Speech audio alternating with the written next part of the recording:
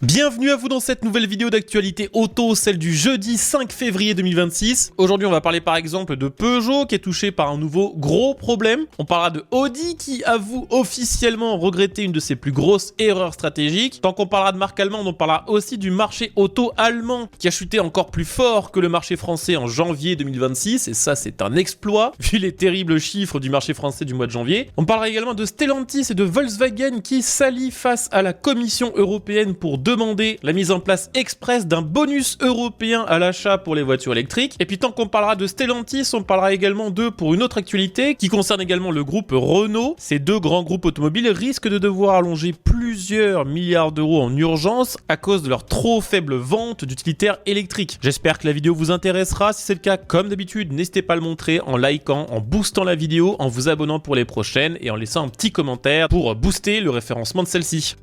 On va commencer cette vidéo avec de l'actualité Stellantis, puisque Antonio Filosa, le nouveau patron du groupe, s'est allié avec Olivier Blume, le PDG de Volkswagen, pour demander à la Commission européenne la mise en place d'un label Made in Europe, mais surtout la mise en place d'un bonus européen à l'achat de voitures électriques. Alors que se passe-t-il? Il se passe qu'en ce moment, les constructeurs traditionnels européens, dont Stellantis et Volkswagen font partie, sont en pleine panique, parce qu'ils voient tous les jours l'industrie automobile chinoise qui vient gratter des parts de marché. Par exemple, encore ce matin, le 5 février 2026, on apprend que le groupe chinois Chery veut installer en Europe une 4e marque. Et franchement, il se passe pas un mois sans qu'il y ait une nouvelle marque chinoise qui s'installe en Europe. Et ça, forcément, ça fait un peu paniquer les marques locales. Pour le directeur de Stellantis et de Volkswagen, le gros problème, c'est que ces marques chinoises vendent en Europe des voitures qui sont fabriquées en Chine, qui sont beaucoup moins chères à produire là-bas grâce à des normes sociales et réglementaires moins strictes, qui sont ensuite vendues en Europe à des tarifs sur lesquels ne peuvent tout simplement pas s'aligner les gros groupes européens. Raison pour laquelle ils souhaitent que les constructeurs qui continuent de produire des voitures électriques en Europe bénéficient au moins d'un petit coup de pouce européen leur permettant de gommer cette différence de prix à grand coup d'incitation fiscale. Alors c'est pas la seule chose qu'ils demandent, ils demandent également un accès privilégié au marché public pour ces véhicules qui bénéficieraient du label Made in Europe, ainsi qu'un autre petit truc qui est assez intéressant, c'est qu'ils souhaitent qu'une marque européenne qui a pour une bonne partie de sa gamme le label Made in Europe puisse également l'appliquer sur ces véhicules qui ne sont pas fabriqués en Europe. Par exemple, vous avez 10 modèles dans votre gamme, il y en a 8 qui sont fabriqués en Europe et 2 au Maroc ou en Chine par exemple, que ces deux modèles puissent aussi profiter du label Made in Europe si le reste de la gamme a montré patte blanche. L'idée, vous l'aurez compris, c'est d'inciter les grands industriels à maintenir leur production sur le sol européen en gommant la différence de prix face à la concurrence chinoise grâce aux subventions européennes. On verra si ça se fait et surtout on verra à quelle vitesse ça se fait puisque ça fait déjà au moins 6 mois que la Commission européenne n'arrive pas à se mettre d'accord sur la définition de Made in Europe et ça fait au moins 6 mois aussi que les industriels, les marques, les équipementiers n'arrivent pas non plus eux aussi à se mettre d'accord sur quoi demander précisément.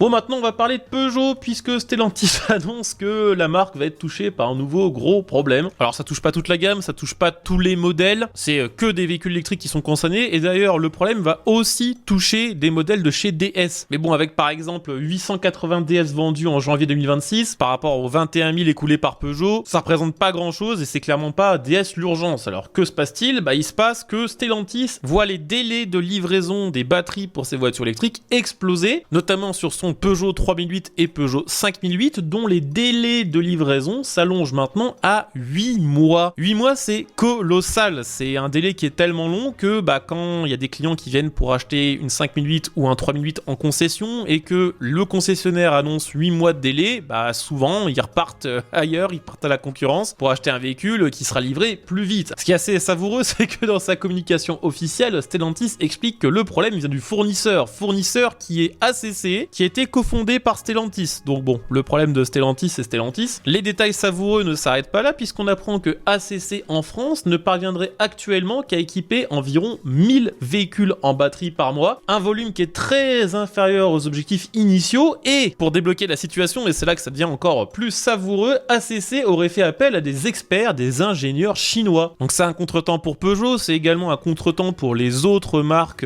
Stellantis, en sachant que là ça concerne surtout les versions haut de gamme, les versions équipées des batteries longue autonomie, mais c'est surtout un problème pour l'industrie européenne. Ça illustre parfaitement le gros défi auquel l'Europe est confrontée depuis des mois, celui d'essayer de rattraper son retard sur l'industrie de la batterie chinoise, défi qui pour l'instant, vous l'aurez compris, n'est pas surmonté.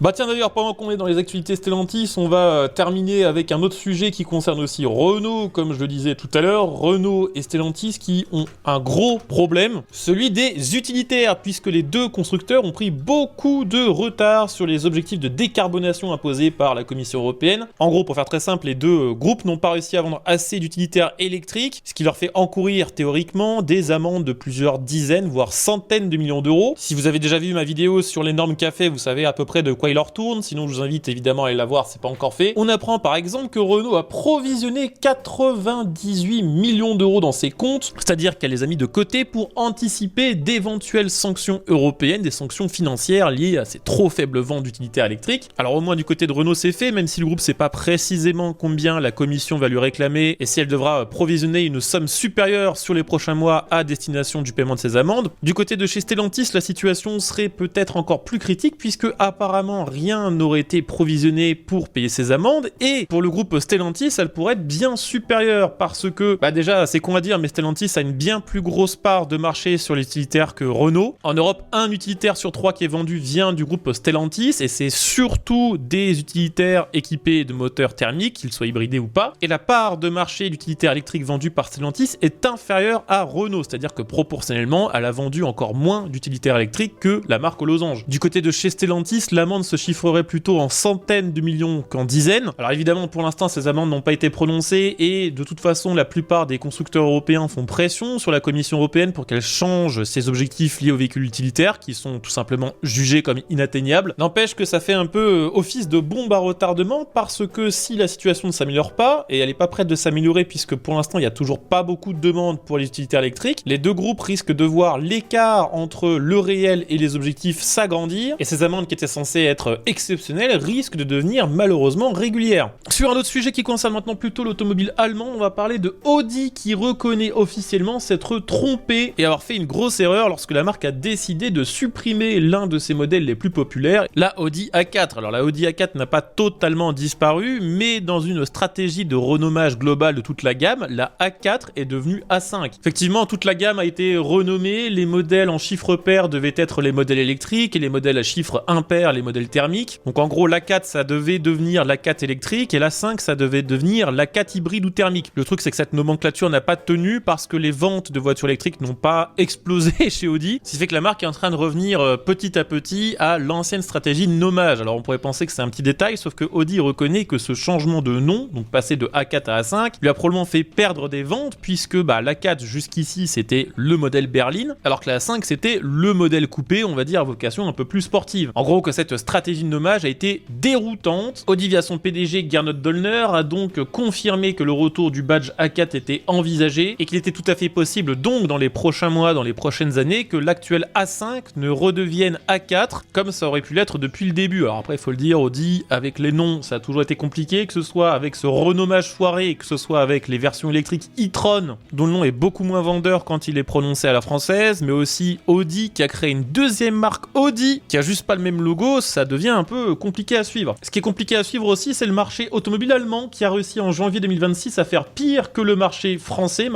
qui en janvier 2026 a fait moins 6,5. Alors ça s'est joué à pas grand chose, mais là du côté de l'Allemagne c'est moins 6,6. Comme quoi il n'y a pas qu'en France qu'il y a un vrai problème avec l'automobile, il y a une vraie déconnexion entre l'offre et la demande. C'est 194 000 véhicules qui ont été immatriculés en Allemagne, ça reste quand même presque le double du marché français, c'est un marché qui est colossal. L'association des constructeurs automobiles allemands a expliqué que les consommateurs allemands hésitaient à acheter et que aucun retournement de tendance ne se profile. C'est-à-dire qu'il ne faut pas s'attendre à mieux sur le reste de l'année. C'est d'ailleurs le même constat qui a été fait pour le marché français ces derniers jours par plusieurs experts du monde automobile. Tout comme en France, il y a des grands perdants et des grands gagnants. Alors du côté des grands perdants, c'est triste pour les marques allemandes, mais c'est surtout des marques allemandes qu'on va retrouver, comme Volkswagen qui a moins 17%, Mercedes qui a moins 6%, Audi qui a moins 4%. Alors pas que, parce qu'on retrouve la marque NIO qui est une marque chinoise qui n'a vendu que un véhicule en janvier 2026 avec une chute de 94%. Par contre, c'est vraiment le contraste avec les autres marques chinoises puisqu'on va observer par exemple chez BYD ou chez Lynk & Co des augmentations de plus de 1000% des ventes. Augmentation qui est explicable en partie par le nouveau bonus à la voiture électrique qui arrivait en Allemagne, qui peut monter jusqu'à 6 000 € et qui, contrairement à en France, n'est pas réservé qu'aux voitures européennes. Il est aussi disponible pour les voitures chinoises. Donc les voitures chinoises comme BYD ou autres qui arrivent déjà avec des modèles moins chers que la concurrence, forcément c'est impossible de lutter. Affaire à suivre, ce qui est sûr, c'est que l'année 2026 se profile comme étant encore une année particulièrement difficile pour les constructeurs européens. Peut-être que ça s'arrangera, peut-être pas. En tout cas, on a fait le tour pour les actus du jour. Comme d'habitude, si la vidéo vous a plu et vous a intéressé, n'hésitez pas à laisser un like, à vous abonner, à commenter. Vous pouvez jeter un petit coup d'œil au bouton rejoindre pour donner un petit coup de pouce à la chaîne. On se retrouve dès demain pour la prochaine vidéo d'actu. Ciao.